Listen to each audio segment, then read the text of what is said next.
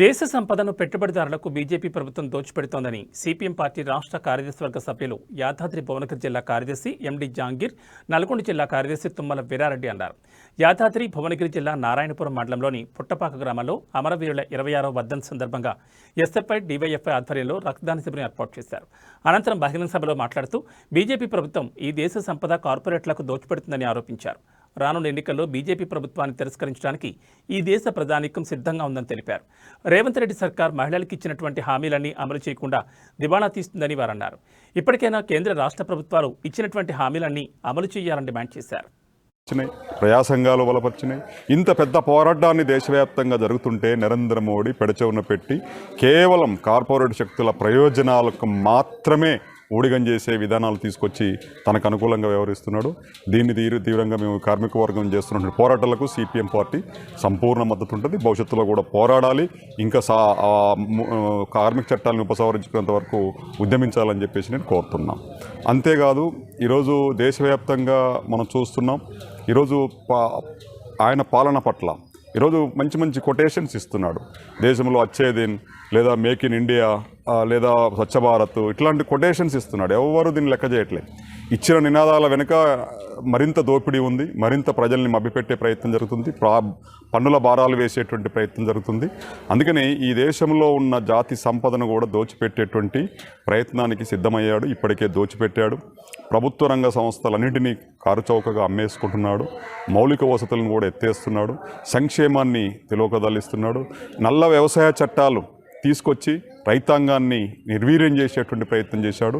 380 రోజులు జరిగినటువంటి ఢిల్లీలో రైతాంగ పోరాటం ఈ దేశంలో కనువిప్పు చేసినటువంటి ఒక మహత్తరమైన పోరాటం. ఆ పోరాట ఫలితంగానే ఈరోజు మోడీ దిగొచ్చి నేను నల్ల వ్యవసాయ చట్టాలను ఉపసంహరించుకుంటానని చెప్పాడు. కానీ ఉపసంహరించుకుంటున్న నేపథ్యంలో ఎంఎస్పి మద్దతు ధర కూడా ఇస్తా అని చెప్పేసి గ్యారంటీ ఇచ్చాడు. అది కూడా మళ్ళీ రైతాంగానికి ద్రోహం చేసే ప్రయత్నం చేశాడు. అందుకనే ఈ దేశంలో ఉన్న శ్రామిక వర్గం కార్మిక రిజర్వేషన్లు ఇచ్చి రేపు లోకల్ బాడీ ఎన్నికలకు సిద్ధం కావాలని చెప్పేసి మేము తెలియజేస్తున్నాం. కానీ దీంట్లో బీజేపీ వక్రబుద్ధి బయటపడుతుంది. 42% మేము అసెంబ్లీలో ఇల్లు కట్టియాలి, స్థలం ఇవ్వాలి, ఇల్లు కట్టియాలని చెప్పి డిమాండ్ చేస్తూనే మరొక సందర్భంలో ఇందిరమ్మ ఇండ్ల వల్ల కూడా జరుగుతున్నటువంటి ఏదైతే అన్యాయం జరుగుతుందో దాని మీద కూడా ప్రతిఘటన చేస్తాం.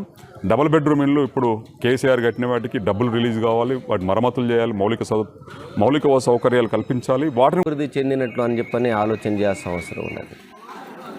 అందుకే ఈ 10 ఏళ్ల కాలంలో అదాని ఆస్తి 174% పెరిగింది. అంబానీ ఆస్తి 34% పెరిగింది. అంటే ప్రజల యొక్క జీవన పరిస్థితుల్లో ఏమైనా మార్పు వచ్చిందా? రాలేదు. అందుకే ఇది కేవలము పెద్దవాళ్ళ ప్రభుత్వం తప్ప పేదవాళ్ళ ప్రభుత్వం కాదు. అందుకే సంపన్న వర్గాలని మరింత సంపన్నులుగా చేయడం కోసం ఈ 11 ఏళ్ల పాలన ఉపయోగపడ్డది. అందుకే ఈ దేశంలో దారిద్ర్యం తాండవిస్తున్నటువంటి పరిస్థితి ఉన్నది. అందుకే నరేంద్ర మోడీ ప్రభుత్వం వాస్తవాల మీద నడవాలని చెప్పని మేము తెలియజేస్తున్నాం. కాబట్టి గత 70 సంవత్సరాల కాలంలో ఇంత దౌర్భాగ్యమైనటువంటి పరిస్థితి భారతదేశానికి దాపురించలేదు. అందుకే భారత విదేశాంగ విధానం కూడా బలహీనమైనటువంటి పరిస్థితులు ఉన్నది అని చెప్పనేది ప్రపంచ మేధావులు చెప్తున్నటువంటి పరిస్థితి. అందుకే ప్రతి దేశంతో శత్రుత్వాన్ని కొని తెచ్చుకుంటున్నటువంటి పరిస్థితి భారత విదేశాంగ విధానంలో ఉన్నది. అందుకే ఎక్కువ యుద్ధాలు ఇప్పుడు మనం ఇటు పాకిస్తాన్ కానీ, ఆఫ్ఘనిస్తాన్ కానీ, శ్రీలంక కానీ, బంగ్లాదేశ్ కానీ, టిబెట్ కానీ, నేపాల్ కానీ చుట్టుపక్కల ఉన్నట్టు ఏ దేశాలతో కూడా సన్నిహిత సంబంధాలు లేనటువంటి పరిస్థితి ఉన్నదంటే మనం గమనించాలి. అందుకే నరేంద్ర మోడీ యొక్క పరిపాలన పూర్తి స్థాయిలో అధమ స్థాయికి చేరింది. అందుకే బీజేపీ నరేంద్ర మోడీ యొక్క చరిష్మా తగ్గింది.